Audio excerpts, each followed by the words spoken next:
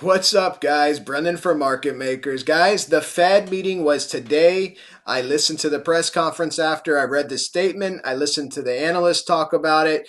The good news is this is probably good for crypto. The bad news is it's probably really bad in the long term for the American economy because basically the Fed is doing exactly what Wall Street wanted it to do, which is not raise rates. And all they're doing is doubling the taper, which now ends in March instead of June. That is really not good for the economy, guys, but it could be really good for crypto. When I say the markets were excited by this news, I'm not over exaggerating. Look at this candle. This is the SPX. You see this? These are bearish patterns. It just blew right through all of them in a single candle, and it's still going up. $100 move in a single candle, massive move in the SPX, almost 2%. Okay, these are big moves, guys, in these markets. This isn't crypto. This 2% move in the SPX is a big move. It was a 3.5% move when it dumped, and that caused Bitcoin to dump 30%. Okay, so all right, but let's get into crypto, guys. So what happened with Bitcoin? Did Bitcoin pump? Yes, it did. It followed suit. So when that happened, the Dow pumped, the SPX pumped, the Nasdaq pumped. The dollar was pumping, and then when the market started pumping, the dollar dumped. Okay, that also helped Bitcoin as well. So we were dropping here in the accumulation box, and as you can see, we raised back up.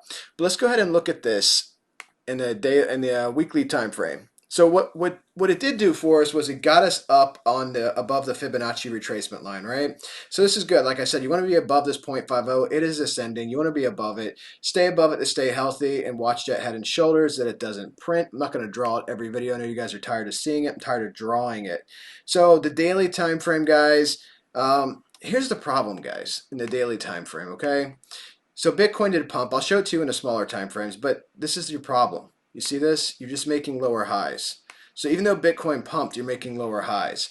The reason being is you're literally following this 0.5 retracement. You've tried it twice, got rejected twice. You haven't even tried it a third time yet. You're just making lower highs. And then you're using the 200 moving average like 4 or 5 times now for support. So the indications look like it wants to push Bitcoin down and test this area, the 42, 43, 41K area. And again, if you lose that, you're going to be testing that 39K area, and you cannot lose 39K. It is catastrophic, and the crypto winter would be beginning. Winter has come, okay? So we don't want to lose 39K.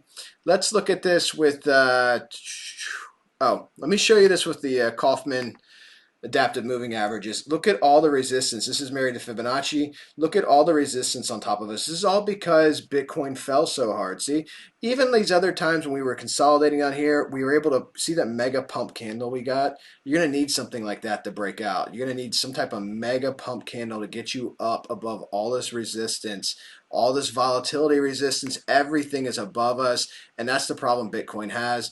Let's go ahead and look at this on the Keltner channel. This is a daily time frame, guys. You see the bottom lip of the Keltner? We're literally hugging the bottom lip. And let me get rid of that DMA cloud so you can see this a little bit better. We're hugging this bottom lip here, and your median line, just to be in a healthy median trend, average trend, is up here. So you'd have to get up here. You got to flip that, which is 54.1. We've talked about that number many times. And we really need to get above 59.265 to be bullish, okay? You get back above that, you're back in this upper quadrant up here, and you're out of the accumulation box, and you're moving back up and markup, okay? So this is like what you want to be doing. But so far, not many signs of life. Bitcoin just kind of clinging for life. 4-hour time frame. Does this mean the Three Valleys pattern doesn't matter anymore? No, it absolutely matters, guys, because it's still tracking. The pattern is valid until it's invalidated. And I said this many times, it's invalidated when you lose 39K in this region, okay? And right now we're about 10K above it. We're at 48,970. So everything's fine. It's just nothing's happening, right? It's just accumulation.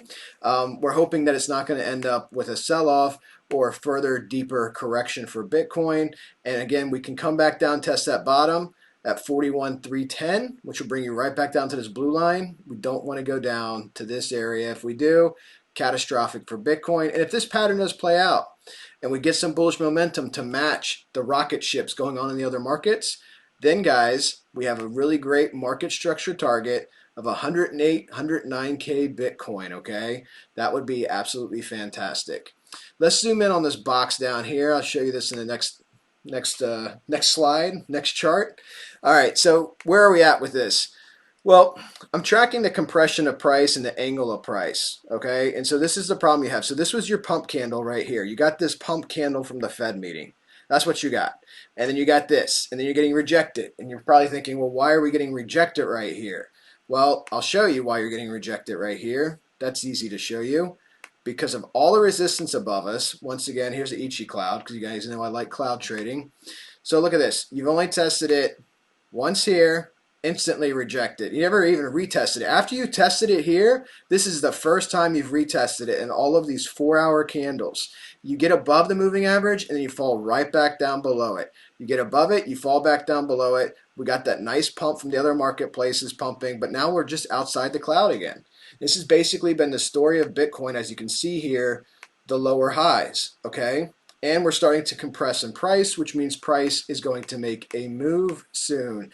Probably have another wave to go. So we expand it here because we had a failed pivot point right down here. Price tried to break down, but there's a lot of demand. People didn't want it to go down, so they bought it back up, bought it up, and then it dumped again. This is basically our baseline, though. And here's the thing that I see that's a problem, okay? When people say, what direction do you think we're going to go? Let me show you something here. Let me show you a thing or two. All right, so let's do this. Let's do a trend line.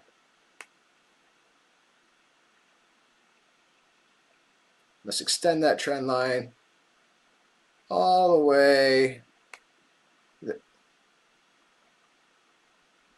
me try to get it on the bodies here. Come on, click. And then let's turn this the same color. You see what it looks like we're trading in? It looks like we're trading in a descending triangle, bias to break to the downside 2 out of 3 times. Okay? This is exactly what it looks like you're trading in a compressing pattern in a descending triangle. So the bias would be to break to the downside 2 out of 3 times. You see how many hits you have here to validate this trend? Hit all along here, and then of course all along the ceiling as well. So this looks to be, you might get one more wave here, and so you might come down once more, and that might be it, or you might ping back up and come back down. Again, this can all change. You know, if there's a heavy buying sentiment that comes in, you could be shooting up, but this is what it looks like to me right now, is a descending triangle. Let's go ahead and get a price prediction. Oops, price prediction from this. We'll draw it from opening a triangle.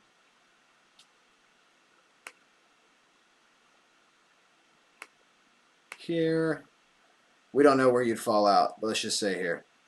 Okay. 41,530. That's the bottom. You see that blue line? That's 41,310. So you go 41,530, you're within $200 of the bottom. Again, this is a market structure target, guys. Doesn't mean you'll get there. If you get a lot of buying sentiment, you could shoot up out of this descending triangle, but you are in a descending triangle with a volatility compression pattern. And I say that because you see here we were at 10%. We were actually less, but we tried to break the triangle here, and it failed. We got bought back up. So that could happen again. We got bought back up. So that compression became wider. But really, we've gone from 11% to 6%. Typical pattern, you want to see these decrease by 40 or 50%, and then you get to move down. So anytime, you can shoot down at 6% for sure. But if you get one more wave, you're probably at 3% in this range, okay? And if you're at 3%, I mean, like I said, the bias is you're breaking to the downside. Yeah, look at this. This would be about 3.5%, 4%. If you hit the top and the bottom here, okay? So this looks to me that you're breaking down and you're going down to that area. Interesting to watch. And again, we got to hold that as support, because if you don't and you go down to 39K and you don't hold that, this will be a whole new video series, guys. A whole new video series. And this has been a lot of fun. So I want to keep this thing going and keep it alive. And guys, if you need to learn how to trade, you need to check out our room. Nobody can short the way market makers shorts. I can promise you that, okay? A lot of traders only trade going up. They don't take shorts. I probably short more than I long. I think the guys in the room will tell you that too. But check out our link. And guys, smash up the like button for me if you like this type of TA. I would really appreciate it. And I will be making another video for you tomorrow. Watch that break to the downside, my friends. Talk soon, guys. Happy trading.